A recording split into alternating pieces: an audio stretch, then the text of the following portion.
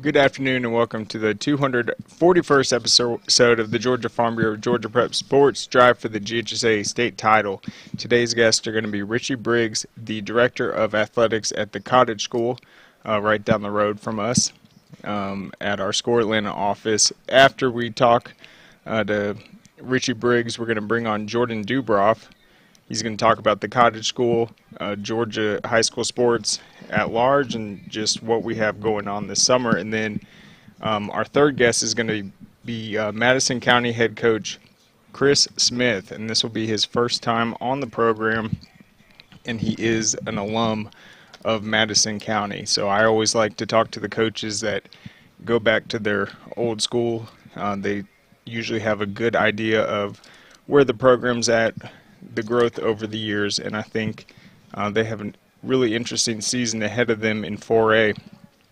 They're in Region 8, and that is one of the biggest regions anywhere in the state, regardless of classification. They'll only have 2 non-region games. But let's go ahead and get things started with Richie Briggs. Okay, we don't have him on yet.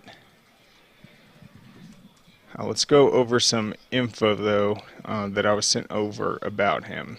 It's kind of a background on Briggs, then we'll get into the Cottage School. But he's in his 17th season as the head coach for the Cottage School Cougars varsity boys basketball program. He also serves as the AD, the PE health instructor. He's the co-commissioner of the Atlanta Athletic Conference, the conference they compete in. I think it's like 8 or 10 teams. He's the secretary for the GHSA Region 5 AA. He's taken the Cougar basketball program to an unprecedented heights. In his 16 years at the helm, he's led the Cottage School to the first ever Atlanta Athletic Conference Championship in 2009. He added 6 more conference championship rings in 2010, 12, 13, 16, 2020, and 2021. He joined the Cottage School after serving 2 seasons as assistant varsity girls basketball coach and PE teacher at Franklin County High School in Carnesville, Georgia. He helped lead the Lady Lions to a region title in 2004, back-to-back playoff appearances in 2004-2005. His second year as coach earned him Assistant Coach of the Year honors. Prior to coaching on the high school level, Briggs served 4 years coaching women's college basketball for Emmanuel College and the University of West Georgia, before that as a student athlete at Emmanuel College. He played a large part in the success of those programs as a coach and athlete. He earned his bachelor's degree in sports management from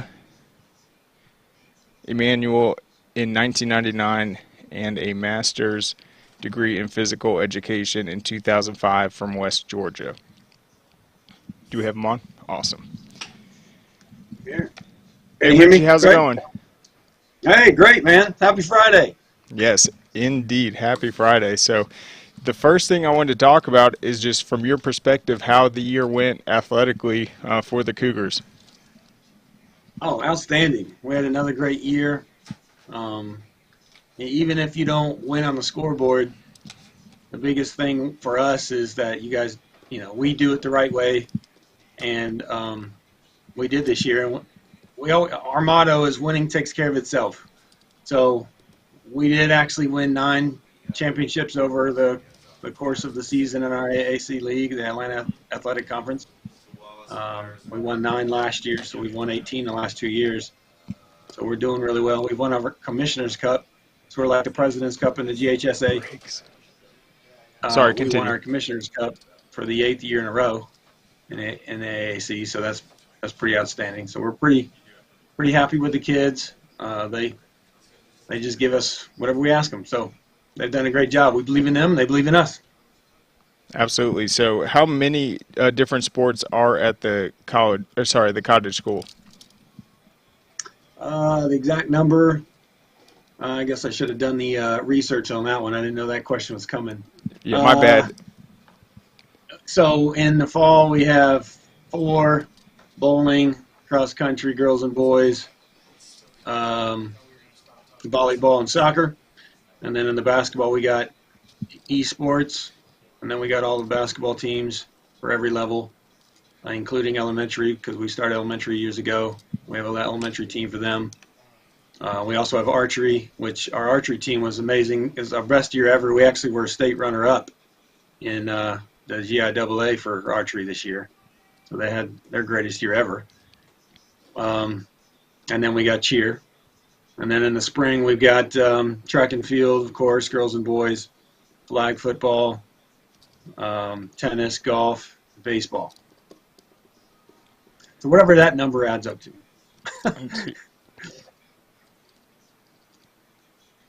Yeah, it's closing on 20. So, yeah, that's a pretty busy schedule. So, you've been there, what, 16, 17 years?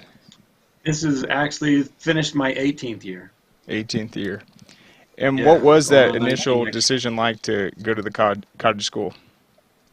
So when I was at Franklin County, I was an assistant coach to Holly Wilk, great woman.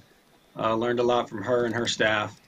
And I was an assistant for her, and I led the JV, the girls and whatnot. Then also coaching in college. My dream was to stay in college, but I was sort of more connected to family. I wanted to make sure to be home. I know a lot of coaching colleagues of mine in college didn't get to grow up and see their kids grow up. So that was one big thing, was I wanted to make sure to be around to see my kids grow up in school and in athletics. And so because I chose the high school route, that gave me the best avenue to be around my wife and my kids. And I would never second guess that decision. In regards to coming over to Cottage, once Franklin County, and then once I got my master's, I felt like I've been coaching. It was only been 4 years, but I felt like I was ready to head coach somewhere. So I started looking on websites and saw that Cottage was looking for an athletic director and a basketball coach. And so the AD piece was sort of my background with my bachelor's with sports management. So I interviewed, and it just seemed like the right fit, and got the job. And I've been here ever since because I love it here. Certainly. So, yeah, you had the coaching background, then sports management, and obviously as an AD, you're dealing with the logistics, the transportation to the events, having people there to run concessions, the budget, I mean, everything. So it did work out well, but what have you enjoyed from the AD side of things? What I like the most, and because of all the years that I've been doing this, I love our support with our administration.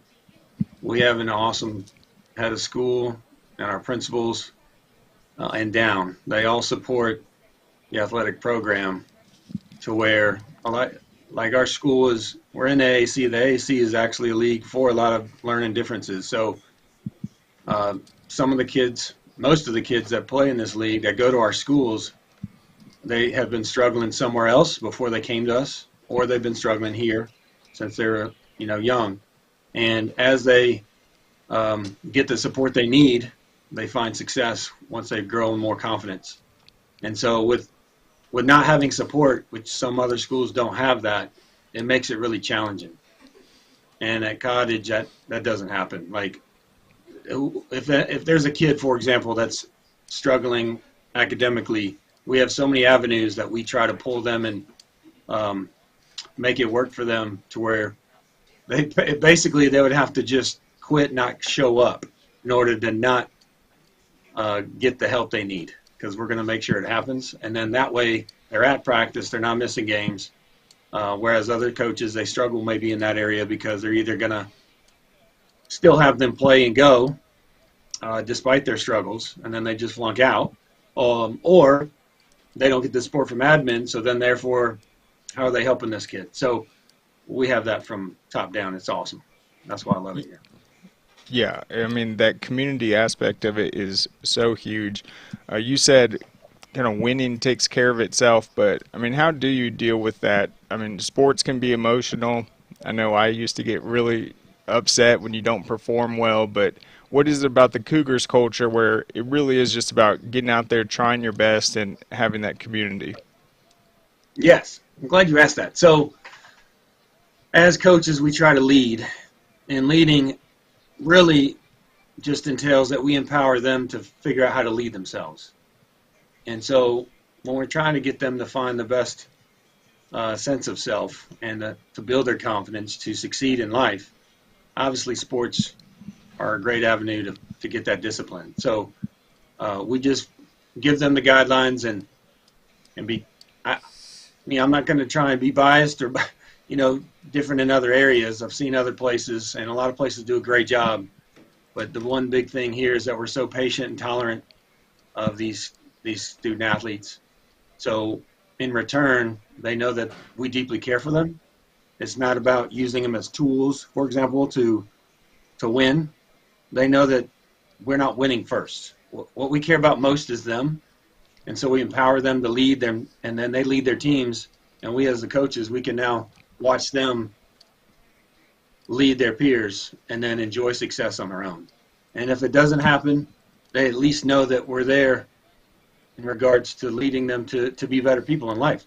Do you have that accountability and that discipline to work outside of athletics when you get out of high school, get that degree, and then whatever job, whatever career path you end up in, using the same tools that we help guide you and that you guys empowered on your own to do when you're on the field. So that's really the joy of watching these kids succeed, is that win or loss, they're actually going to feel accepted. They're going to feel that they won, no matter what the scoreboard says. Yeah, absolutely. And so just as a coach, you're looking at the team, you're making sure you have that leadership in place. But in terms of someone that has a few years under their belt and then maybe a new student to the school where they're more new to the sport, what have you seen just from the teammate aspect where if someone is kind of new, the players are showing patience and they're trying to get their teammates better?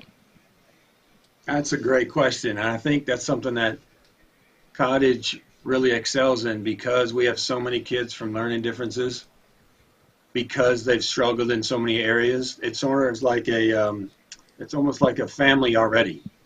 So when somebody who comes in who is new, obviously they're not going to feel accepted. They're not going to feel part of the family yet. So how do you get them to do that? Well, they immediately know that they've struggled somewhere else, which is why they chose to come here. And seeing their peers, perhaps their teammates, their teachers and their staff and their principals and whatnot, immediately accept them for who they are and whatever their differences are. It now bonds them with us faster than it might at a other school setting. Yeah, and I know one of the final, I guess, sports to wrap up this year was track. You guys were represented at the GHSA State meet. I'm seeing a lot of personal best times and top 10 statewide finishes. So what is the kind of practice schedule like for you guys? How often do each of the sports practice? Do you have a lot of 2-sport athlete, 3-sport athletes? Yes, I'm finding that I'm smiling because it's interesting. Some schools aren't big on kids playing multiple sports in the same season or for the whole year. And that's completely not what we believe in. We know, I come from kinesiology and a master's degree. The more you play different sports, the better your body is going to be able to, A, perform and not be injured, and then succeed in other things. So with a small school that we are, all of us coaches work around the best way to get them to participate in whatever they would like to choose and try. So in the spring, it's actually the most wildest time because, yes, there might be 1 or 2, 5 or 10 kids that might play 1 or 2 sports in the fall, 1 or 2 in the winter. But in the spring, we got kids playing track, tennis, golf, baseball, flag football. Some of them play all of them. And so how do you fit that? Well, it's not a perfect science. Obviously, if you're not at track on Tuesday, you're at baseball, and then you go to track on Wednesday to get ready for your meet on Thursday. Are you going to meet your optimal performance? Maybe, maybe not. But at the same time, these kids are motivated and dedicated each day because they enjoy doing each one. And sometimes you get kids who are are told only, nope, you can only settle with baseball. And then all of a sudden, some maybe lack of motivation, some maybe boredom sets in because maybe that's not a true passion of theirs. They're just playing it because they're maybe skilled because they played since they're little. But they really were like, well, I really do want to jump out there and play some flag or, run, some events in track. And we allow that to happen. And then they do it. And then even though they may not get the exact day-by-day training, they show up at a state track meet and they do run their best time. They jump their best. And it may not have won gold medal, but again, it goes back to how are you trying to help their mental health to the most optimal level. And that's what we care about the most for these kids. We don't want to just say that this one kid, is a triple jump state champ, but really when he leaves school, he's like, well, I sure wish I would have played tennis or baseball, but Coach Richie, the AD, wouldn't let me. So that we don't ever want that to be said. So we just give them those avenues to be able to do that. And in regards to your question about practice time, I also chuckled with that because we already lose about 20% of our practice compared to any other school because we don't practice on Mondays because of our learning styles and differences, and our staff need to stay in communication to effectively teach these kids and guide them in the right direction, along with communicating with their parents. Monday's a day for staff to get together and get that done. So we actually only practice Tuesdays to Fridays in the high school. Middle school is Tuesday through Thursday. So they're already losing time compared to other schools, and you're like, well, and this is what, as a coach myself, I'll go back to my basketball coaching instead of it as an AD, but as a coach, you never want to try to get kids to make excuses. It's not about an excuse of why you didn't get something done. It's could you have done differently to succeed. And so there are comments made that, hey, you guys lose a day of practice. How in the world do you guys still win? And it's because we make the most out of the hour and a half that we practice Tuesday to Friday. And, people got different philosophies, but I'm a firm believer that you can go hard for an hour, hour and a half, and as long as you train the correct way, as long as you keep those kids motivated, you're going to succeed. And then what's the summer like? Because when I remember just being back in school during the summer, it's like I would kind of dread going back, mostly because I'd have to do the summer reading test. But knowing that the sports season was coming up, that's something exciting where you want to get back into it. So how do you guys stay in touch with the players? Do you guys do any activities in the summer? And then how important do you think it is for them to have sports to look forward to, just in terms of coming back? Oh, absolutely. I mean, it sort of goes back to the mental health piece. You got to have them bond over the summer too, and you got to have them play. And so some of them with some anxiety, not everybody, but there's a lot of kids that have anxiety, full circle, not just at Cottage, who are not quite confident enough to go out on the street and play pickup basketball, or to go and do, our track coach, Alan, he's got this great, regime to do over the summer. Not all of them are going to be able to do it on their own. They need somebody to help do it with them. But we pull from so many different areas. Parents find us from hour and a half away. It's not always that easy. So what do we do? Well, we have summer camps. And we run them as soon as school gets out.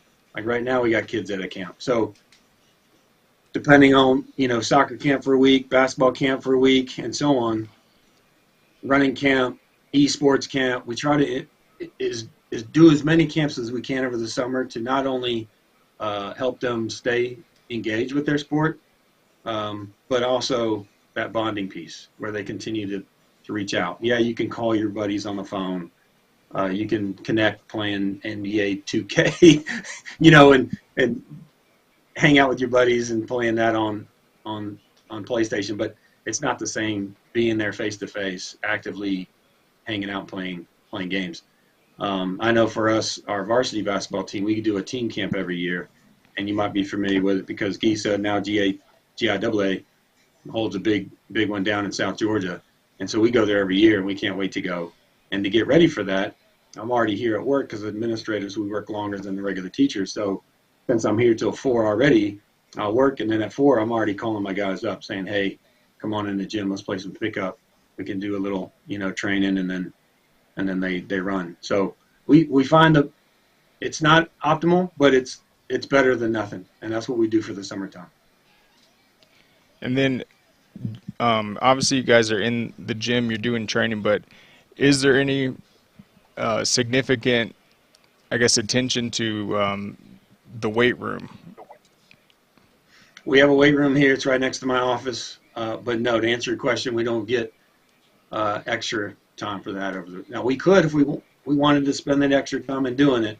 But again, like I was saying earlier, it's hard to pull the kids at random when and how many can come. And so basically, whenever you do a camp, coaches who run that camp are either going to use a little bit of time to use the weight room to put in their camp drills, or they won't.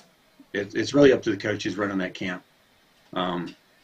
So I'm not going to speak too much on the weight room because I know a lot of people are big on that. I played college sports and weights was important, but at the same time for kids who are really middle school and high school age, we don't have a football program. So other than flag, yeah, you can get bigger, faster, stronger in the weight room for sure.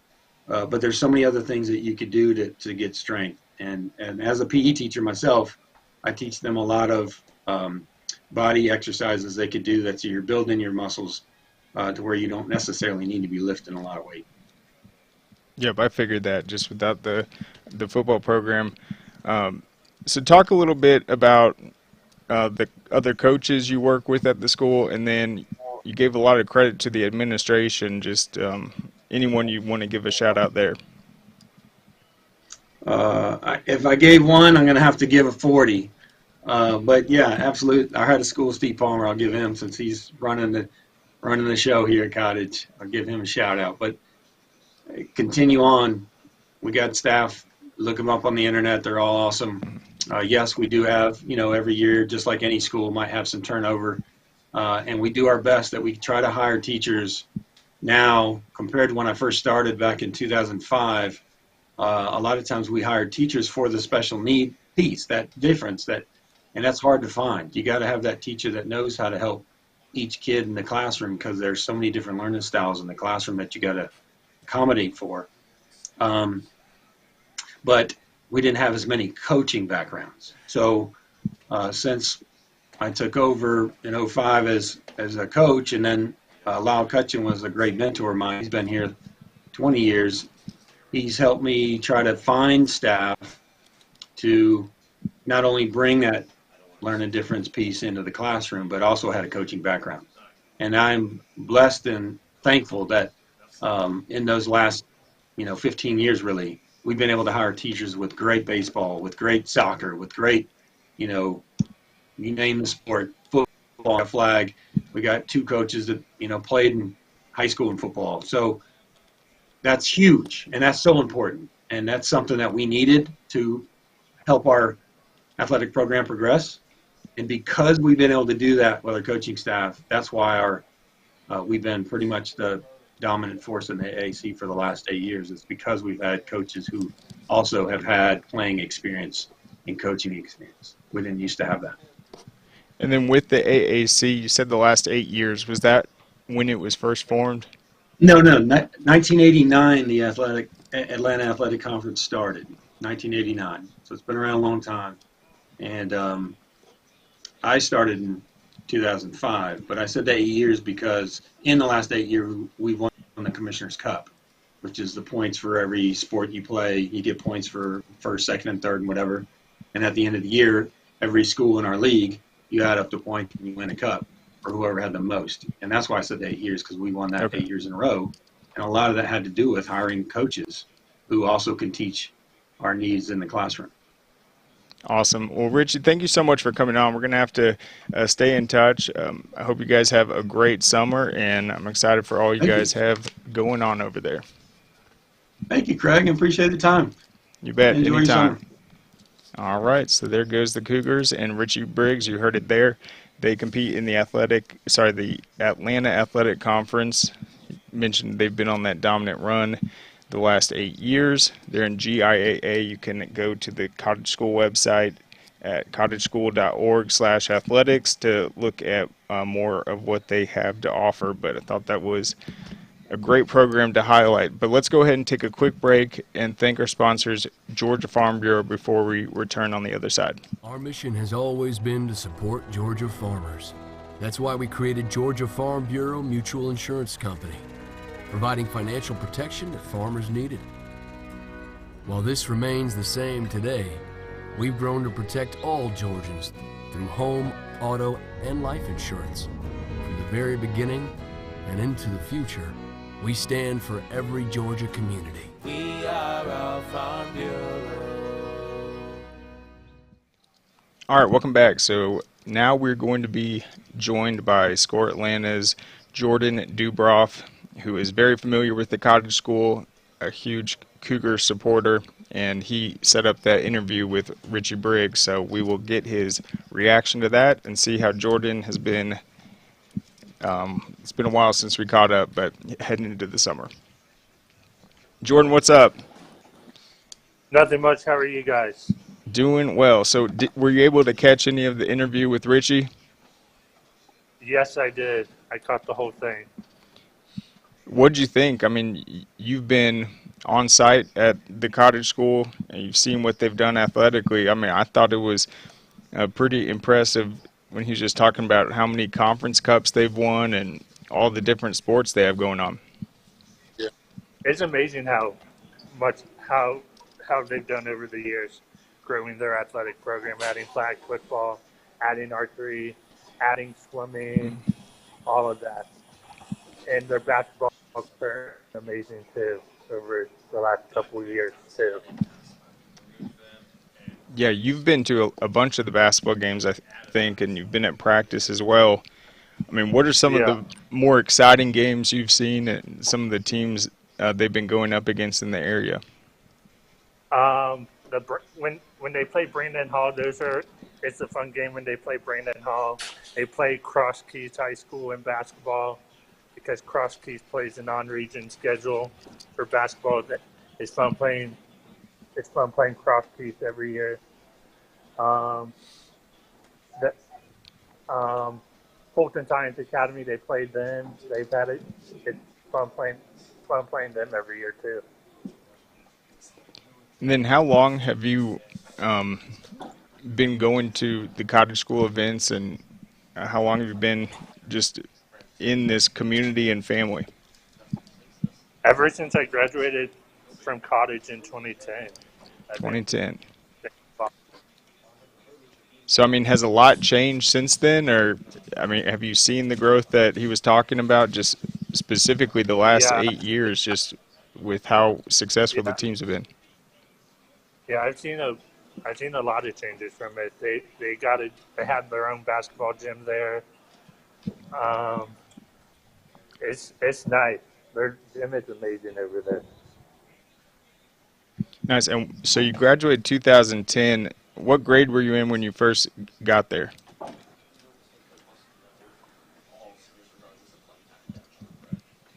Jordan, can you hear me? Yeah, I can hear you. I was in 6th grade. 6th grade. So you were there for a few years. Well, that's awesome. So, I mean, what were some of your favorite memories, and just, I mean, how much do sports mean to the school? Sportsman means a lot to everybody that played over there, from the coaching staff to the fans, everybody. It meant a lot to everybody over there. 100%. And that's what I was saying to Richie about this summer. It's like no one wants to go back to school, but the fact that you're going to be back in the competitive season, you have an opportunity to have success athletically, that's a pretty strong motivating factor just to want to come back. Yeah. Their basketball program have been amazing because they've won a lot of championships in their conference, in the AAC. Yeah, for sure. And I didn't realize the AAC has been around since '89. I was looking at their website. That's the Atlanta Athletic Conference. Do you know off the top of your head about how many teams are in it? I don't. I know Mill Springs, which is up the road in Alpharetta. Isn't it the Howard School down in Atlanta? I think Madison Academy might be in it. Cumberland Academy, which is over in Sandy Springs. Forgot of some other schools, but I think you got most of them. So yeah, the school also. Center Academy Wolves, the Cumberland Academy Georgia Cyclones. So I noticed that one of the more premier events obviously is homecoming. I mean, what's that like just at the basketball games? I think it's usually held in January.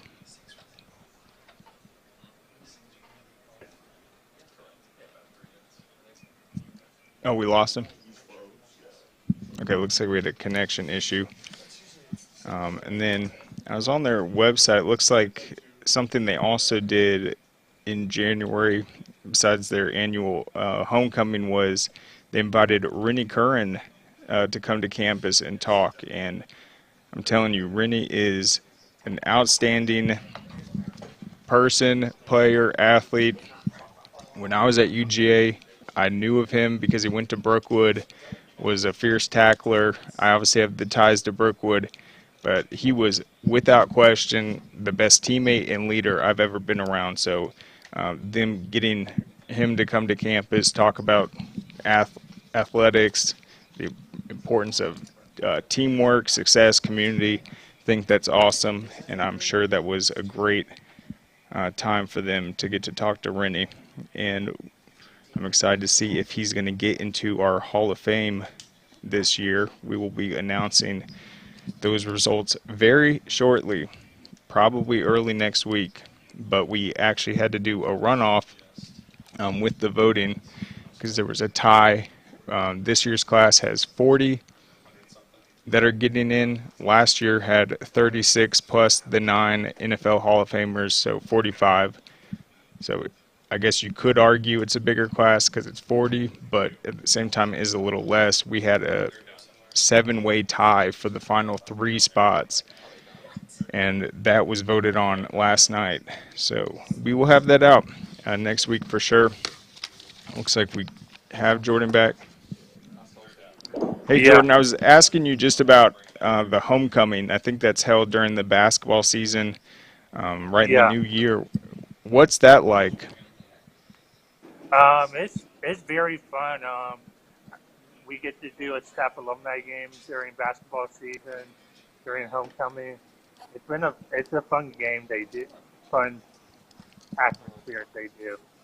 We get to play the staff members during basketball.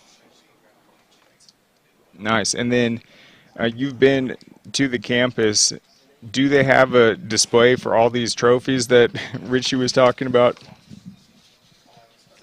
Yeah, so there's trophy the front of when you really cool. All right, Jordan, the connection's bad. I don't know if that's on our end or your end with the internet. So can you hear All me? the trophies.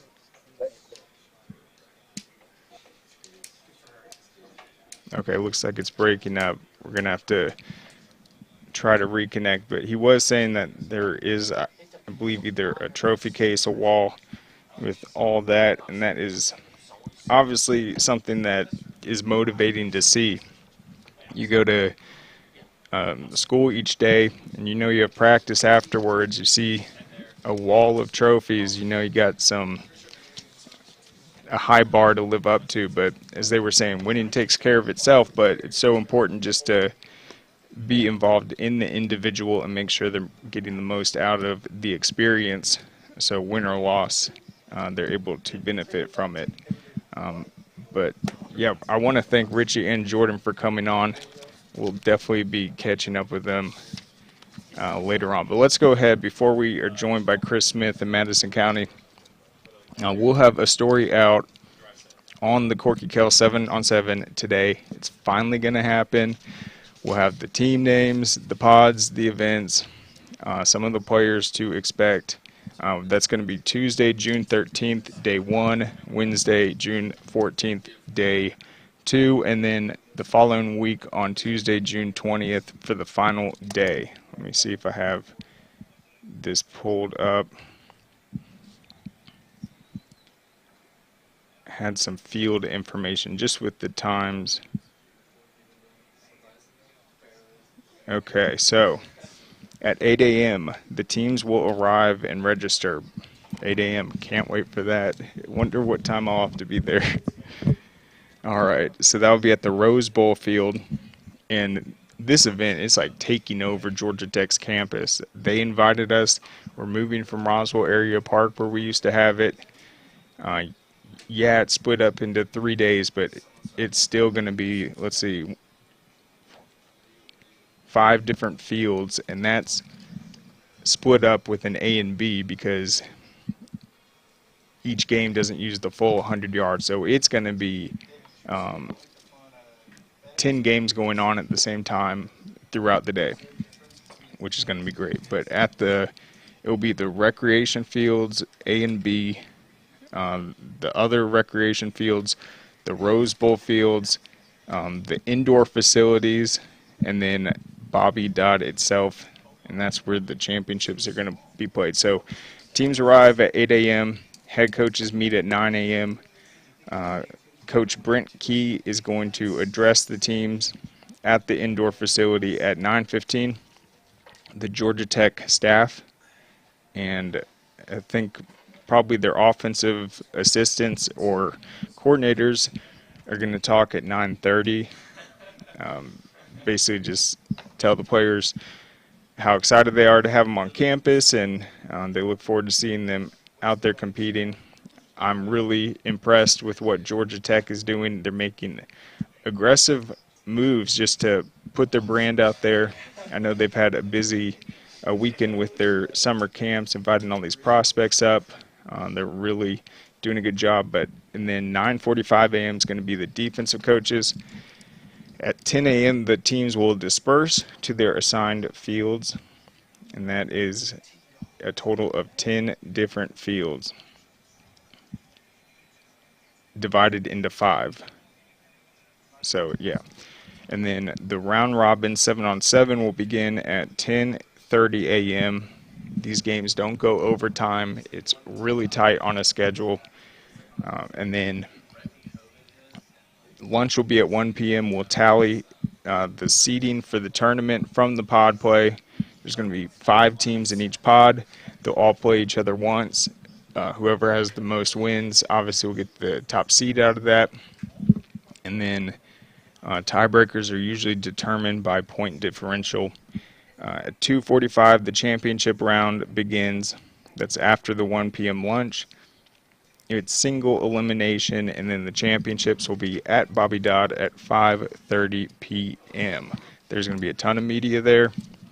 We will be adding a streaming component, I believe, from the main field throughout the day, and definitely the championships with commentary. We'll know who the players are. We'll be talking to them throughout the day and be able to really provide good context. Like if you're watching the final game day 1, it's like we'll be able to tell you this team has dominated throughout the previous rounds. We've seen this player score multiple touchdowns, or this one had a huge pick in the semifinals to clinch the win. So we'll be providing great coverage for sure. Then Wednesday and Tuesday also. Well, let's go ahead and take one more quick break before Chris Smith is joined to close out the show. Our mission has always been to support Georgia farmers. That's why we created Georgia Farm Bureau Mutual Insurance Company, providing financial protection that farmers needed. While this remains the same today, we've grown to protect all Georgians through home, auto, and life insurance. From the very beginning and into the future, we stand for every Georgia community. We are a Farm Bureau. All right, welcome back. So let's welcome on Madison County head coach Chris Smith. Hey, Coach, how's it going? Coach, can you hear me? I think you might be muted. One sec.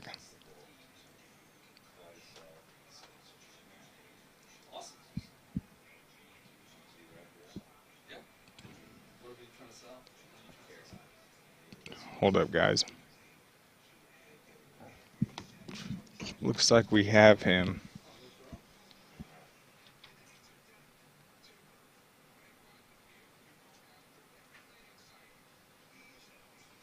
All right, so Coach Smith took over in 2012. Coach, can you hear me?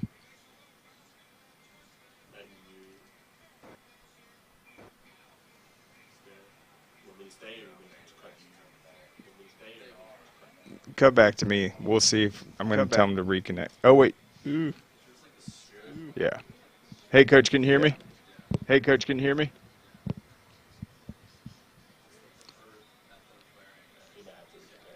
Okay.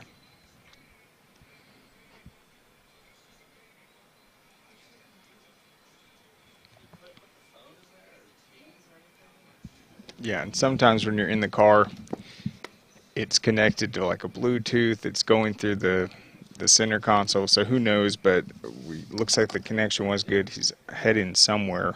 I got a car full of people all ready to join the show, but I've been impressed with what Madison County has been able to do. I think in 2019, he said he couldn't hear me either.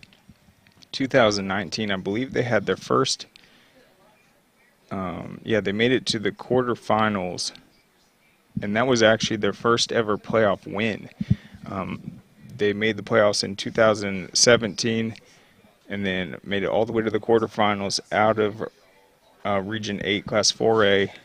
And then this past season, they had a strong 6-5 finish, 5-3 region record. And I mentioned they're in that Region 8, one of the larger ones in the state and the largest in Class 4A. That's going to be with Cherokee Bluff, North Oconee, Chestatee, North Hall, Cedar Shoals, Walnut Grove, East Hall, and you can't forget about East Forsyth, who had a really successful season, a new school. They will have a new head coach this year, though. I think Brian Allison left, but that was a really tight game, 42-34.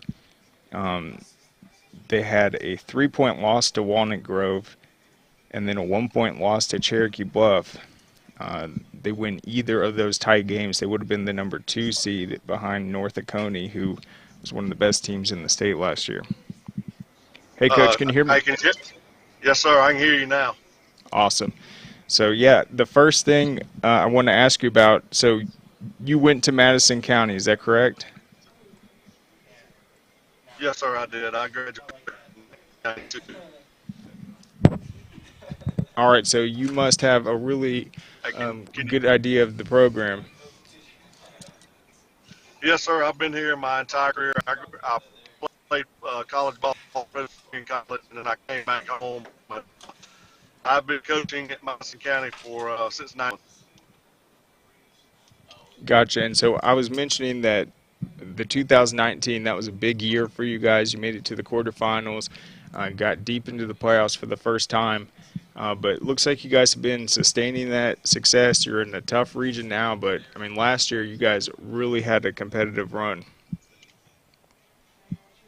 We did. We couple of games that we let get away from us with turnovers. I think both the Cherokee Bluff game and the Walnut Grove game, we had 5 turnovers in each of those games. So that really killed us and cost us some opportunities to score and created some scoring opportunities for them. And we feel like, if you take those turnovers away, those are different ball games. But those 2 teams played well when they played us also, so I'm not taking anything away from them.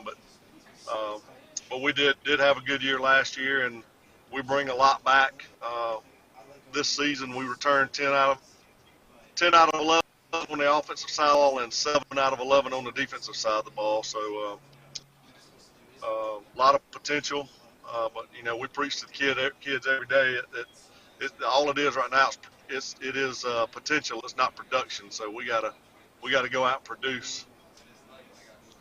Yeah, and what did you see from Camden Smith last year? I think he ended up earning a spot on the All-State honorable mention. He was a junior last year. Will be heading into his senior season, but how big of a role do you expect from him this season? Well, he kind of makes us go. It's my youngest son. Um, he's um, he's a solid ball player, does a lot of good things, and he's really good with the ball in his hands. You turn his film on and watch. He has really good ball skills. He has really good vision, um, and you don't get to see it, but he's really good.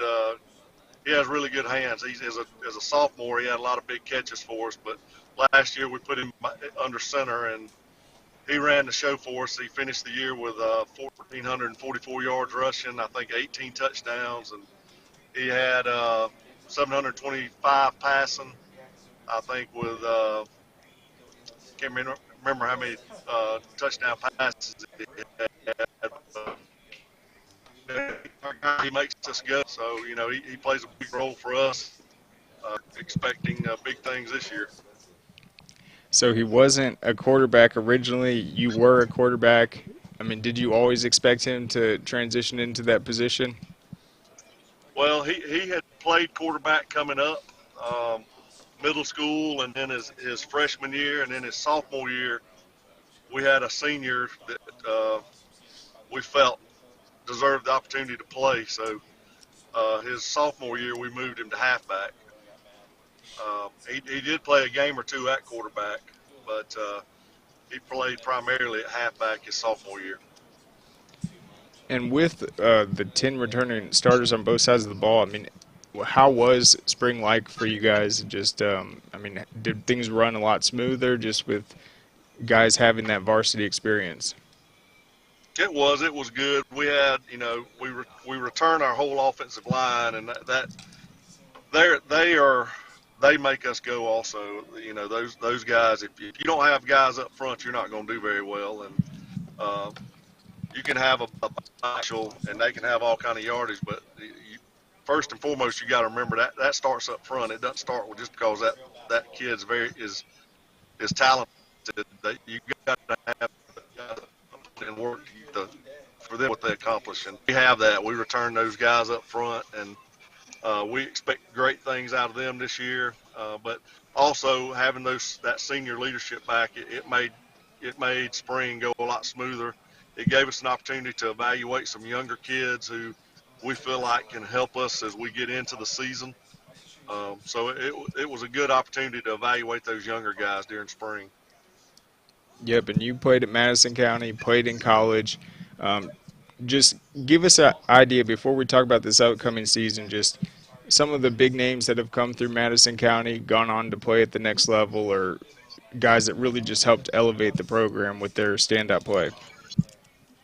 Well, we had a young man back in the mid-90s, Ricky Collins, who went on and played at NC State. Brent Russell, who played at Georgia Southern and had a very stellar career at Georgia Southern. Aldricus Allen, who played at Liberty and had a very good, college career. Those are some guys that kind of have done really well for us. Jacob Owens went to Army, went to West Point, played at Army. My oldest son right now is Colby Smith's a walk-on at UGA. Those guys have kind of paved the way, for what we're trying to do here at Madison County. A walk-on at UGA. So what year was that? Probably 2 seasons ago? No, he's there now. So is he going to be a junior or sophomore? It's kind of funny. He went to Presbyterian for 2 years, played there. The COVID year didn't count, so he transferred into Georgia. So he redshirted this past year. So he will be a senior academically, but a sophomore athletically. That's awesome. We'll definitely have to look for him this year. That's exciting. So he plays defensive back. Is that correct? He does. He plays star, and he played some safety during spring, but they just moved him back to Star 2 days ago. Awesome. Well, what have you seen from him just in terms of his size and development since going off to college, getting in that Georgia program? Well, I can tell you that he put on 25 pounds of muscle last summer. So, the thing about about Coach Smart and his staff is they do treat all those kids equally. The walk-ons aren't treated any differently than the scholarship players are. He treats those kids the same, coaches them the same. They get the same benefits. It's a really good situation. And since my son started off at Presbyterian, he really appreciates the things that they get while they're there at UGA. Just with the food, protein, all the things that they provide them, to help them get to the next level. He doesn't take that for granted because he was somewhere where those opportunities weren't available for him. Absolutely. And I mean, how close is Madison County to UGA's campus? I can be at his dorm room in 20 minutes. Yeah, I knew it was really close. Well, that's awesome. That's an exciting story. So, yeah, let's shift to this upcoming season, though. I was talking about how massive your region is. It's also very talented. I was impressed with East Forsyth last season. You had Cherokee Bluff coming in to 4A. They've been a really successful up-and-coming program. Just what are your impressions of this region and just the fact that you only have the 2 games before you guys get into it? Yeah, we feel like, I guess all the coaches in our region feel like we play in one of the toughest regions in the state in 4A. And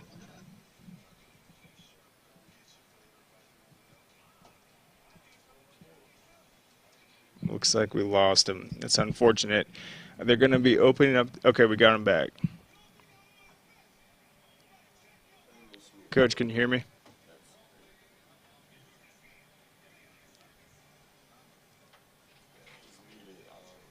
All right, well, that's too bad. We're going to have to get Coach Smith on again at some point now that we've learned a little bit more about Madison County, but they're going to open up against Franklin County. They got Elbert County the second week of the season. We had Coach Jarvis on the show Wednesday. That's the former Mill Creek head coach, the Elbert County graduate, and he led them to a great 10-2 season. They are in Class A Division I, so it's a cross-classification matchup. But Elbert County, they were able to win last year 48-34, and they are definitely one of the more talented teams in the state. If you recall, they lost in the playoffs to Prince Avenue Christian. Other than that, they were one of the most talented teams in that class. Then Cherokee Bluff is going to be the region opener. That was a game that Coach Smith was saying had some turnovers last season, but it was a 20-19 loss. Should be a really close game once again. And then North Oconee game 2. Looks like no buys at that point. They will have a bye after the North Oconee game. Then it's Chastity. They won that one 39-8 last year. North Hall, that was a close game. They won 33-24. They got Cedar Shoals, East Forsyth, Walnut Grove, and East Hall. Hey, Coach, can you hear me?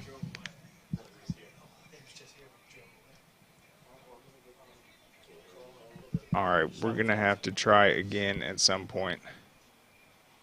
Hold up one sec.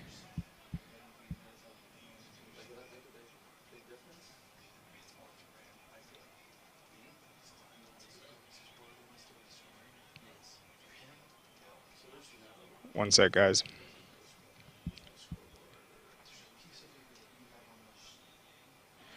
All right, so that's that. But yeah, watch out for the Red Raiders this year. I've been obviously focusing a lot on Class 4A with some of the programs we've talked to, whether it's Troop, North Oconee. We had Cedartown on a little bit ago. And then I think next week we're going to focus more on the Region 4 with LaGrange. I'm going to try to get Trinity Christian head coach Kenny Dallas on. And then another program I think we already have booked for Monday is going to be Thomas County Central head coach Justin Rogers. He made his debut there last year, and they had an incredible season. Were highly ranked the entire time, didn't lose until really later on, and he had probably one of the best debuts besides maybe Coach Niblet last season, just in terms of getting to a new school and turning it around. Also Wayne County with J-Bo Shaw, who took them from a 1-9 program to a quarterfinal team. But I think Madison County in that region has a chance to earn home field, a top 1 or 2 seed, but it will be interesting for sure. But I'll go ahead and wrap it up there because I have some work to do. I want to get that Corky Kell story out. But I want to thank all our guests for coming on today. Hope everyone has a good weekend, and don't forget to check out scoreatl.com later today.